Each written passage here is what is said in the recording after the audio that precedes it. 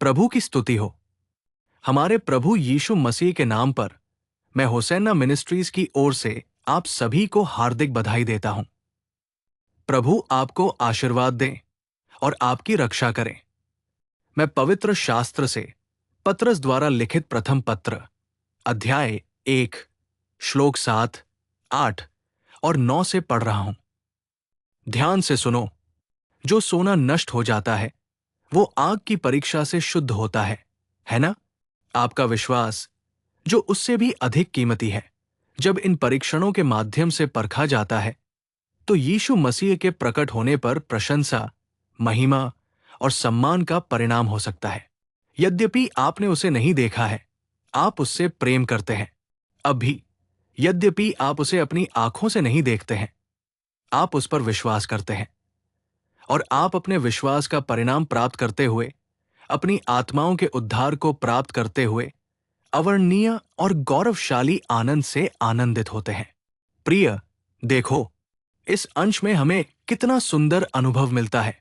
अर्थात अवर्णनीय और गौरवशाली आनंद से भरे होने का अर्थ है कि प्रभु हमें जो कुछ भी देते हैं वो हमेशा प्रचुर मात्रा में होता है।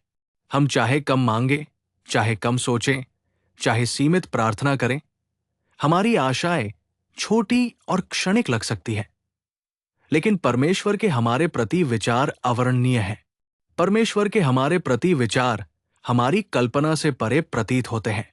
यहां भले ही हम अग्नि परीक्षाओं से गुजरे, लेकिन ये श्लोक जो सत्य कह रहा है वो ये है कि इन परीक्षाओं में हमारा विश्वास दृढ़ रहना चाहिए। देखिए, हमारे बच्चों के लिए ये परीक्षा का समय है। लगभग सभी बच्चे तैयारी कर रहे हैं। कुछ पहले से ही परीक्षाएं दे रहे हैं, कुछ ने उन्हें पूरा कर लिया है, अन्य लिखने की तैयारी कर रहे हैं। परीक्षाओं का उद्देश्य क्या है? पदोन्नति के लिए। बिना परीक्षा के पदोन्नति नहीं होती। हम उच्च पद पर नहीं पहुंच सकते। यदि हम उच्च अवस्था में जाना चाहते हैं तो एक परीक्षा अवश्य होनी चाहिए। वो परीक्षा क्या है? हमने अतीत से क्या सीखा? हम परमेश्वर के साथ कैसे चल पाए? हम अपने विश्वास के जीवन की रक्षा कैसे कर पाए? इसके लिए एक मानदंड होना चाहिए। कई लोग सोचते हैं कि ये परीक्षाएं हमें पीड़ा पहुंचाने के लिए आती हैं, कि ये परीक्षाएं कड़वी अनुभूतियां हैं। कई लोग अपनी मानसिकता को इस तरह से ढाल लेते हैं। लेकिन जब भी कोई परीक्षा आती है, अगर हम उस परीक्षा में जीत देख पाते हैं तो हमें एहसास होता है कि उस जीत से हमें कितनी खुशी मिलती है। हम देखते हैं, है ना? हमारे बच्चे पूरे साल पढ़ते हैं, परीक्षा देते हैं, और जब वे सफल होते हैं तो उनकी खुशी की कोई सीमा नहीं होती। सचमुच एक सफल जीवन हमें एक आनंदमय अनुभव में ले जाता है। इसी तरह जब हम अग्नि परीक्षाओं से गुजरते हैं, अगर हम ही अपने विश्वास की रक्षा करते हैं, प्यारे 9वें श्लोक में हम देखते हैं अकथनीय और शानदार खुशी, यानी वो खुशी जो वर्णन और कल्पना से परे है। आज इस तरह का आनंद मनुष्य के लिए दुर्लभ हो गया है। जिनके पास धन है वे आनंदित नहीं हो सकते। जो लोग हवेली बनाते हैं वे आनंदित नहीं हो सकते। यहां तक कि विलासिता में रहने वाले भी आनंद से नहीं रह पाते। वे अस्थायी रूप से और यंत्रवत खुशी खरीद रहे हैं। अगर आप वहां जाते हैं तो ऐसा लगता है कि आपको खुशी मिलेगी। अगर आप यहां आते हैं तो आपको मजा आ सकता है। अगर आप ऐसा करते हैं तो आप खुश हो सकते हैं। जैसे कि इसे किराए पर खरीदना, लोग कृत्रिम जीवन जी रहे हैं।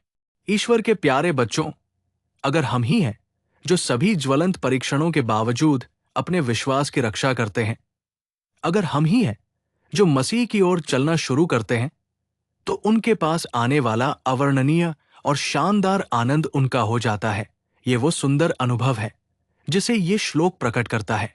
एक और शब्द पवित्र पौलुस द्वारा फिलिपी में चर्च को लिखे गए पत्र में अध्याय 4 श्लोक 7 में जब हम इसे पढ़ते हैं, तब ईश्वर की शांति जो सभी समझ से परे है, मसीह यीशु में तुम्हारे हृदय और तुम्हारे विचारों की रक्षा करेगी।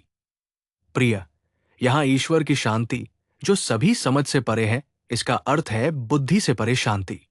ईश्वर के प्यारे बच्चों, आज कई तरीकों से मनुष्य ज्ञान प्राप्त कर रहा है। शिक्षा के माध्यम से, पाठ्य पुस्तकों के माध्यम से, इतिहास के माध्यम से, और इसी तरह बहुत सारा ज्ञान है। लोग खुद को ज्ञान के धनी के रूप में ब्रांड कर रहे हैं, इसे नकार नहीं रहे हैं। लेकिन इन सब के कारण हम कितने शांत हो पाते हैं, हम कितने आनंद और शांति से रह पाते हैं, यहां हमें देखने की जरूरत है वो शांति जो समझ से परे है। प्रियजनों, आज कितने लोग शांतिपूर्ण जीवन जी रहे हैं? कितने लोग आज खुश हैं? अगर हम साक्षात्कार या परीक्षण करें तो हम देखेंगे कि बहुत से लोग शांति से वंचित हैं। ये एक कमी है। बच्चे हैं, धन है, नौकरी है, इस दुनिया में जो कुछ भी चाहिए वो सब मिल रहा है, लेकिन दिल, मुट्ठी भर दिल को शांति नहीं है।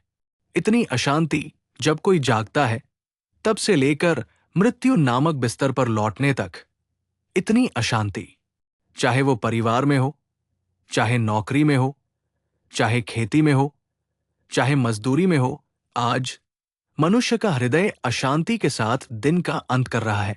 इस सत्य को हम नकार नहीं सकते। परमेश्वर की शांति जो समझ से परे है, मसीह यीशु के द्वारा तुम्हारे हृदय और मन की रक्षा करेगी। इसका अर्थ है कि यीशु मसीह के द्वारा हमें ये शांति प्राप्त होती है। ये शांति हमें किसी और चीज से नहीं मिल सकती। हम धीरे धीरे, आराम से या शांति से नहीं जी सकते। प्यारे, शांति के बिना जीवन का क्या मतलब है? चाहे हम कितने भी लंबे समय तक जिए, भले ही हम दलिया पिए या एक छोटी सी झोपड़ी में रहें, अगर हम शांति से जीने में सक्षम हैं तो हम अच्छे स्वास्थ्य में भी रह सकते हैं। आज हृदय में विचारों के कारण, हृदय की कठोरता के कारण मनुष्य का स्वास्थ्य अच्छा नहीं है। शांति नहीं है, लेटने पर भी नींद नहीं आती, खाने पर भी खाना पचता नहीं। आनंद के बिना जीना, ऐसी दुर्भाग्यपूर्ण परिस्थितियां हम पर हावी हो रही है। इसलिए यीशु मसीह के माध्यम से वो शांति जो समझ से परे है हमें उपलब्ध है, इसे प्राप्त किया जा सकता है। यीशु मसीह ने भी कहा, मैं अपनी शांति तुम्हें देता हूं, और घोषणा की कि तुम्हें शांति मिलेगी। हमें इस शांति की इच्छा करनी चाहिए। हमें एक शांतिपूर्ण जीवन की लालसा करनी चाहिए। जब हम प्रार्थना करते हैं तो हम कई चीजों की इच्छा करते हैं। प्रार्थना के दौरान हम कई अनुरोध करते हैं। हम कई मामलों के लिए उनकी उपस्थिति के सामने आंसू बहाते हैं। लेकिन कितने लोग ये पूछ पाते हैं, मेरे पास है या नहीं, मैं खाता हूं या नहीं, मैं शांति से रह सकता हूं या नहीं, बस इतना ही काफी है? कितने लोग शांतिपूर्ण जीवन की कामना कर सकते हैं? मेरे प्रियजनों, आप जो ये शब्द सुन रहे हैं, आपको ये चाहना चाहिए कि परमेश्वर की शांति आपके हृदय पर शासन करे, आपके हृदय की रक्षा करे। एक और शब्द पवित्र पौलुस द्वारा इफिसियों को लिखे गए पत्र में अध्याय 3 पद 19 जब हम पढ़ते हैं, मसीह के उस प्रेम को जानो जो ज्ञान से परे है, ताकि तुम परमेश्वर की सारी परिपूर्णता से परिपूर्ण हो जाओ। यहां लिखा है, ज्ञान से बढ़कर प्रेम। वास्तव में इस संसार की नींव क्या है? हम अक्सर सोचते हैं, परमेश्वर का वचन कहता है, यदि किसी में प्रेम नहीं है तो वो कुछ भी नहीं है। यही लिखा है, यहां मसीह का प्रेम है जो ज्ञान से बढ़कर है। अर्थात परमेश्वर ने हमसे कितना प्रेम किया। हम हमेशा पढ़ते हैं, परमेश्वर ने जगत से इतना प्रेम किया। हम कहते हैं इतना, लेकिन उसने कितना प्रेम किया? क्या हमने कभी इस पर मनन किया है?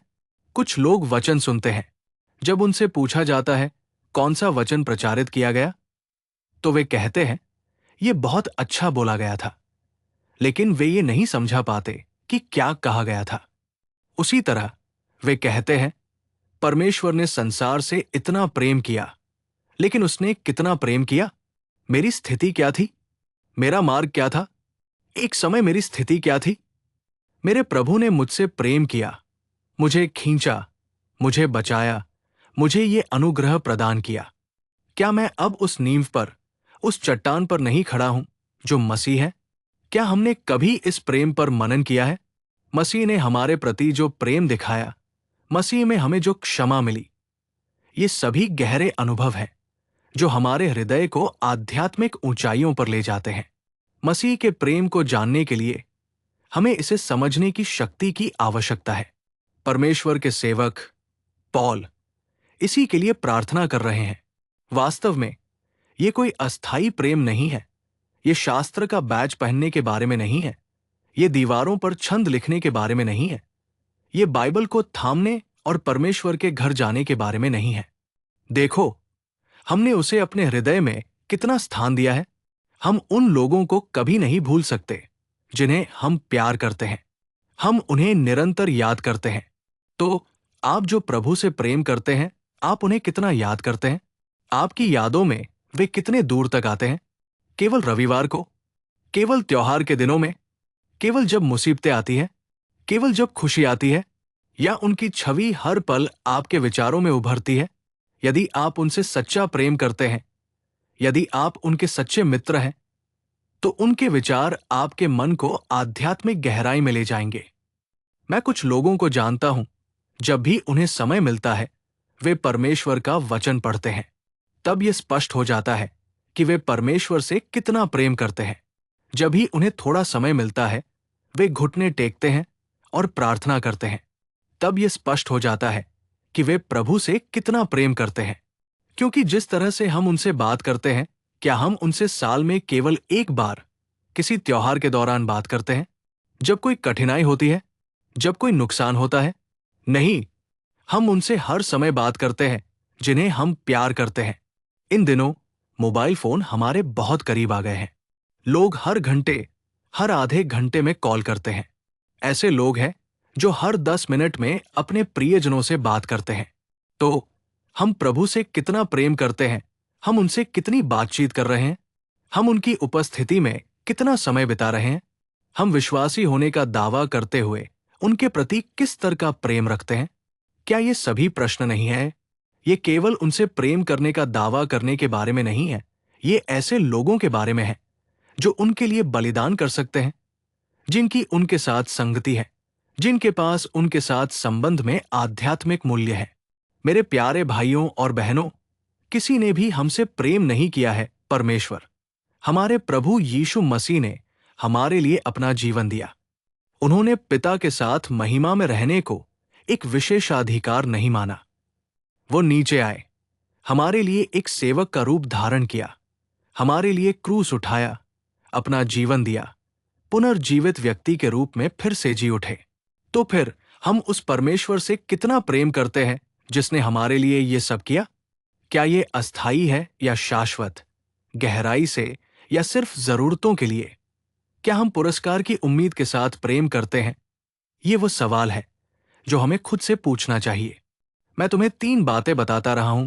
पहली, एक अकथनीय लेकिन शानदार खुशी। दूसरी, परमेश्वर की शांति जो सभी समझ से परे है। तीसरी, मसीह का प्रेम जो ज्ञान से परे है। हमें ऐसे सर्वोच्च आध्यात्मिक मूल्यों को प्राप्त करना चाहिए। हमें आध्यात्मिक रूप से मजबूत होना चाहिए।